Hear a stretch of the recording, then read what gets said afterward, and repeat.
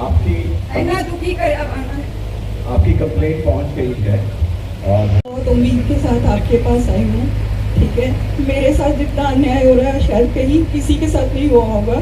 Sir, मेरा house number 109 में मेरे नाम पे रजिस्ट्री है, पर उसमें मेरे देवर जतेंद्र कुमार जी ने मेरा किराया भी वहाँ से लेना शुरू कर दिया। सर, मैंने स्कूल चलाया था मेरे हस्बैंड ने 110 में। ठीक है सर, वो उसके ऊपर भी कब्जा कर लिया गया है। सर, हम जितनी बार जाते हैं मार खा के आते हैं। सर, मेरी जिंदगी एकदम तबाह हो चुकी है। सर, हम कहीं भी पुलिस के पास गए हैं, सबके पास गए हैं, मेरी कहीं सुनवाई नहीं हुई। सर, हार के मैं एक दिन एसडीएम मैडम के पास गई, मैम ने मुझे पानी पिलाया। मैं सर सुसाइड करने जा रही थी। सर, मेरी जिंदगी का मकसद खत्म हो गया। मैंने इतनी मेहनत से प्रॉपर्टी बनाई सर, उसके ऊपर मुझे किराया लेने का भी अधिकार नहीं है। मेरे हस्बैंड ने स्कूल चलाया था, उसके ऊपर ये सारा पिंड मेरे सामने बैठे। सर, सबको पता है ये सारी सच्चाई का। सर, उसमें मेरे बकायदा रेंट एग्रीमेंट्स भी है। सब एसडी मैडम ने मेरी बहुत मदद की है सर। और आज मैडम, तुम्हारी बात समझ में आई है, हम जवाब लेंगे और फिर कार्रवाई करेंगे। आप बैठो आराम से। ठीक है सर। हमारे पास कोई पेड पार्किंग नहीं है, वो जगह यूटिलाइज हो सकती है, लेकिन वहाँ पर अवैध कब्जा और जो लोग हैं उसका अच्छा खासा रेंट ले रहे हैं और जिस वजह से हमको आने जाने में बहुत दिक्कतें हो रही हैं। वहाँ पर कबाड़िए बैठे हैं जिनके बड़े बड़े ट्रक्स आते हैं, जिनको निकलने में, हमको क्रॉस करने में उस रास्ते को बहुत दिक्कत होती है। और दूसरा, मैं आपको अवगत करवाना चाहूँगी अपने दूसरी प्रॉब्लम से कि जो मेरा घर है अनफॉर्चुनेटली वो बहुत तंग गली में है और वहाँ पर जो लैंडलॉर्ड्स हैं, जो पूरी गली है वो सिर्फ किराएदारों से भरी हुई है और जो लैंडलॉर्ड्स रहते हैं वो बाहर रहते हैं और उनको वहाँ की जो प्रॉब्लम्स है उससे कोई लेना देना नहीं है, उनको सिर्फ किराए से मतलब है।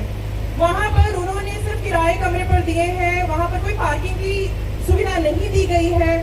हमारी गली में अनफॉर्चुनेटली अंधेरा है, कोई स्ट्रीट लाइट नहीं है। वहाँ पर autos, e rickshaw, cycles, bicycles, सारा कुछ रास्ते पे खड़ा होता है, जिस वजह से मुझे अपने घर के अंदर जाने के लिए भी लोगों के साइकिलों को अपने हाथों से हटाना पड़ता है और फिर मैं अंदर जा सकती हूँ। और रात को अंधेरों में ऑटो में असामाजिक तत्व पाए जाते हैं। कुछ ऐसे लड़के बैठे होते हैं जिनके लिए मुझे, एक अकेली लड़की को, मैं अपने वृद्ध माता पिता के साथ रहती हूँ, मुझे उस रास्ते को क्रॉस करते हुए भी डर लगता है because there have no CCTV cameras and there have no street light. और वहाँ पर जो बाउंड्री के जो लैंडलॉर्ड्स हैं वो किसी चीज का कोई भी जिम्मेदारी लेने के लिए तैयार नहीं है। जो लोग हैं वो वहाँ पर कूड़ा फेंकते हैं, तीसरी फ्लोर से नीचे कूड़ा फेंका जाता है और अगर हम इस चीज की कंप्लेंट करते हैं कि ये कूड़ा कौन फेंक रहा है तो वो कहते हैं कि आप हमें बता दीजिए किसने फेंका तो हम इसका समाधान कर देंगे। मैं अकेली लड़की रात को 12 बजे वहाँ बैठकर पहरा नहीं दे सकती कि किसने कूड़ा फेंका।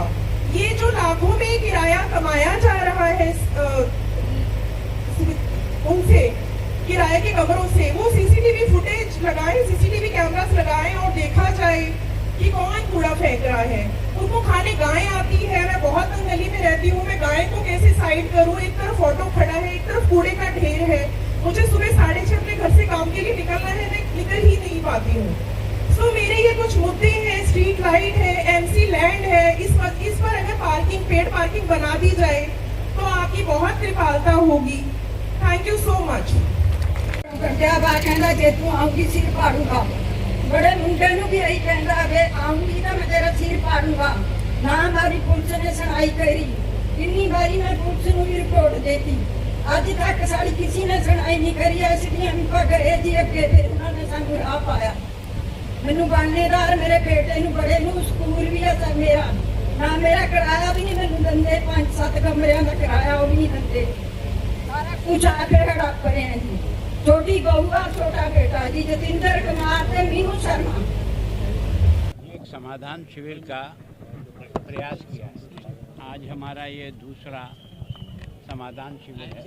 जनता से प्रत्यक्ष जाकर के उसकी समस्या को सुनना और उसका जो निदान हमारा विभाग अब तक कर सकता है वो भी बता दें और जो पेंडिंग रह जाता है उसको भी हम हल करने का प्रयास करें। जो नियमों में आता है और नियमों के अनुसार हम उस जनता की मदद कर सकते हैं तो 100% करेंगे। जिसमें कोई नियम बाधा आ जाती है तो हम उसको, जो समस्या जिन्होंने उठाई है उनको बुला के बताएंगे कि ये हमारी समाधान में सीमा में नहीं आ रहा है। अगर हमें आवश्यकता पड़ी तो गृह विभाग को भेज करके भी उसका कोई समाधान निकलता तो वहाँ भी प्रयत्न करेंगे, पर जनता की समस्या और उसको हल करना हम सब लोगों का एक तरह से दायित्व बनता है। कोई हमारा इनके ऊपर कोई बड़ा वो एक तरह से ऑब्लाइज करने का नहीं है। ये हमारी ड्यूटी है कि उस जनता को जो हमें यहाँ तक पहुँचाती है उसके हर काम में हम जो मदद कर सकते हैं हम करेंगे, और इसीलिए दो लगाया। इसी तरह से लगातार हर महीने कोई न कोई एक तारीख को कहीं न कहीं जनता की ऐसी कमज़ोर बस्तियां हैं जहां सामान्यतः उनको समय नहीं मिलता या आकर के अपनी बात कह नहीं सकते हैं या कोई उनकी बात सुनने को तैयार नहीं होगा, तो उसकी व्यवस्था को एक जनता के बीच जाके सुनेंगे तो हर आदमी के मन में जैसा भी वो सोच रहा है वो कहने की उसकी इच्छा होगी, तो वो भी थोड़ा सा मन से हल्का होगा और हमको भी काम करने की दिशा मिलेगी। एक सुखना लेक पर एयर शो भी सर, जो सुखना लेक पर जो एयर शो स्टार्ट होने वाला उसका भी आपने देखो क्या है कि एयर शो के बारे में हमारे पास वहाँ जगह लिमिटेड है। अनलिमिटेड लोग आ जाए तो वहाँ से उनको डिस्पोज ऑफ करना बहुत कठिन हो जाता है, और इसलिए कोई घटना दुर्घटना नहीं हो इस कारण से हमने एक लिमिटेड संख्या रखी है कि 27 को भी उनका एयर शो होगा और 28 को भी होगा। तो 10-10 हज़ार लोगों की जो कैपेसिटी है, हमने इस ऐप के माध्यम से जो भी लोग पहले अपने आप को लोड करेंगे उनको पहला अवसर देंगे, उसके बाद दूसरा। एक पंजाब के मंत्री का इस्तीफा आपको आया हुआ है लालजीत सिंह भुल्लर का, क्या आपने स्वीकार कर लिया? हमने स्वीकार कर लिया है। स्वीकार कर एक लॉ एंड ऑर्डर की, क्योंकि काफ़ी अधिकारी जो है पंजाब में लगातार ये कह रहे हैं कि मंत्री तक हमें इस तरीके का नहीं, मैं पंजाब का ही नहीं है, भी मैं स्वयं चंडीगढ़ के बारे में भी जो घटना पिछले 4-5 महीने में हुई उसको भी मैं बहुत सीरियस और संवेदना से ले रहा हूँ और प्रयास कर रहे हैं कि हम उससे कैसे निजात दिला सकें। अब ये सफलता कितनी नहीं मिलेगी, कोशिश कर रहे हैं कि मिलेगी। एक ये जो इस्तीफा पे लिया है लगातार ये भी चल रही है कि इसकी जांच जो है वो सीबीआई की जाए। देखो मेरा काम तो इतना ही है कि अगर मुख्यमंत्री किसी का त्यागपत्र स्वीकार करके मेरे पास भेजेगा तो मुझे स्वीकार करना है, वो जो मेरा अधिकार है वो इतना ही है।